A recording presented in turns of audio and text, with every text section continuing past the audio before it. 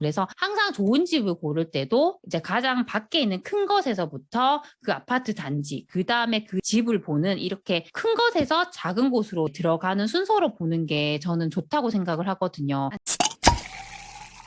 안녕하세요. 세비티입니다. 오늘은 최근에 제 지인분이 저에게 이런 질문을 하셨거든요. 세비티님, 좋은 집은 어떻게 고르면 되나요? 라고 물어보셔가지고 제가 아는 선에서 설명을 드렸어요. 그래서 그 내용들이 저희 구독자분들에게도 도움이 될 것 같아서 제가 정리를 해서 좀 말씀을 드리겠습니다. 우선은 좋은 집이라는 것은 저는 좋은 입지에 있는 곳이라고 생각을 해요. 그리고 요즘에는 아무래도 아파트를 많이 선호를 하잖아요. 그래서 저는 그런 아파트를 기준으로 말씀을 드리려고 하거든요. 근데 아파트를 볼 때 아파트 안과 밖의 그 상황이 있잖아요. 저는 일단 가장 우선적인 게 아파트 밖의 모습을 가장 우선적으로 봐야 한다고 생각을 하거든요. 결국에는 그게 입지인데 보통 저희가 입지를 이루는 요소들이 있잖아요. 교통, 뭐 일자리, 상권, 학군과 학원과 그리고 자연환경 보통 요 5가지를 기준으로 말씀을 드리거든요. 근데 이 교통과 일자리라는 것에 있어서는 이 특히나 뭐 대도시와 소도시와 같은 곳들은 영향력에 있어서 영향력의 크기가 좀 다른 것 같더라고요. 만약에 서울 수도권을 본다고 하면 서울 수도권 같은 곳들은 특히나 일자리 같은 곳들이 서울에 많이 집중이 되어 있잖아요. 그래서 내가 서울에 살고 싶지만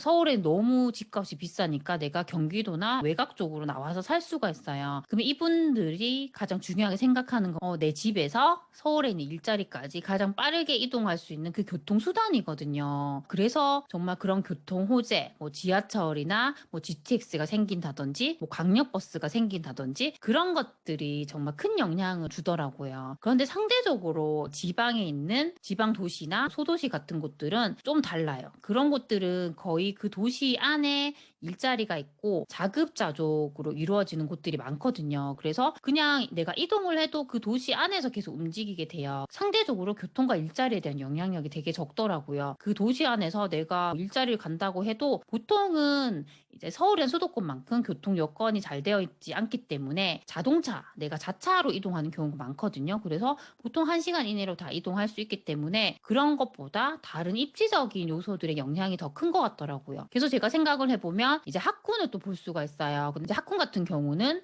특히나 서울 수도권이나 지방에서도 인구가 많은 광역시급에는 이런 학군의 요소들이 영향을 많이 주더라고요. 그래서 서울 수도권이나 뭐 지방 광역시들은 구축이라고 하더라도 이렇게 학군이 좋은 곳들, 학원가가 잘 돼 있는 곳들이 정말 집값에 반영이 많이 되거든요. 근데 상대적으로 소도시들은 이런 학군의 영향을 크게 받진 않더라고요. 왜냐하면 도시 자체가 작기 때문에 그 학교로 버스를 타고 충분히 이동할 수가 있고 내가 가고 싶다고 가는 게 아니라 보통은 추첨으로 돌리는 곳들도 되게 많거든요. 그렇다 보니까 학군보다는 학원가가 좀 더 밀집되어 있고 잘 되어 있으면 그런 곳을 좀 더 선호하더라고요. 그래서 이런 학군이나 학원가에 있어서도 영향도가 조금씩 차이가 나는 거 전 알 수가 있었거든요. 그런데 상권 같은 경우는 좀 더 공통적으로 이렇게 상권이 좋은 곳들은 많이 선호가 되더라고요. 특히나 상권 같은 경우에도 저희가 이렇게 흩어진 예전 상권의 모습보다는 밀집된 상권을 좋아하거든요. 이게 상권이 밀집이 돼 있어서 내가 언제든지 원하면 밥을 먹고 차를 마시고 영화를 보고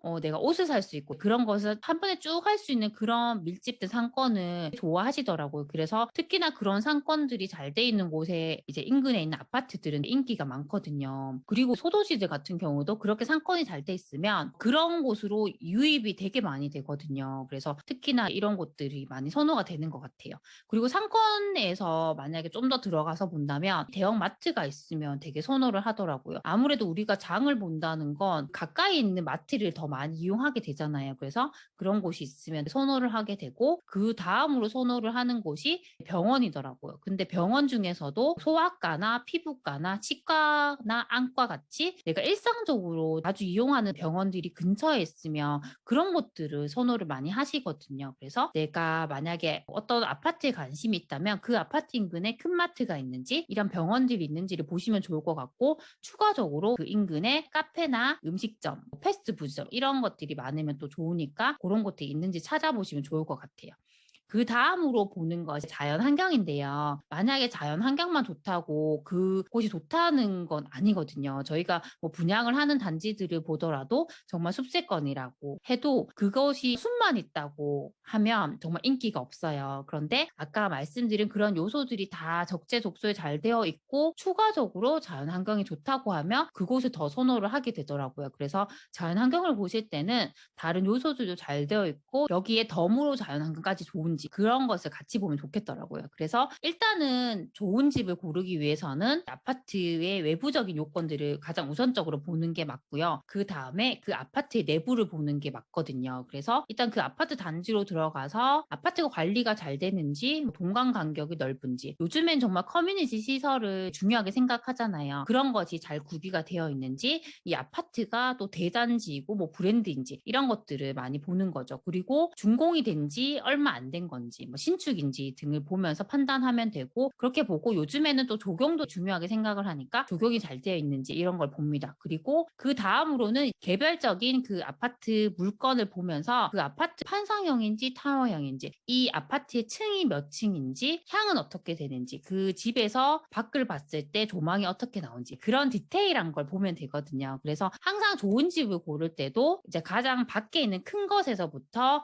그 아파트 단지, 그 다음에 그 집을 보는 이렇게 큰 것에서 작은 곳으로 들어가는 순서로 보는 게 저는 좋다고 생각을 하거든요. 아무리 그 집 상태가 좋고 뭐 내가 살고 싶다고 하더라도 그 외적인 요소들이 또 받쳐주지 않으면 그 집이 정말 좋은 집은 아닐 수가 있거든요. 그래서 항상 외부적인 것과 내부적인 것을 함께 고려해야 한다는 것 좀 말씀드리고 싶었고요. 그리고 항상 저희가 입지적인 요소를 볼 때 이게 서울 수도권이냐 지방이냐에 따라서도 이 입지의 요소들이 끼치는 영향도가 정말 다르거든요. 그래서 그것은 그런 도시의 특성에 따라서 좀 차이가 있기 때문에 그 입지적 요소들이 어떻게 영향을 주는지도 우리가 하나하나 그 입지 요소를 대입을 해보면서 분석을 하시는 게 좋을 것 같습니다. 저 같은 경우도 정말 뭐 대도시든 소도시든 저는 구별하지 않고 계속 지역 분석을 하고 있거든요. 그래서 이렇게 지역 분석을 하게 되면 정말 내가 아는 지역이 늘어남에 따라서 내가 찾을 수 있는 그런 좋은 아파트의 개수도 많이 늘어나잖아요. 그런 점에서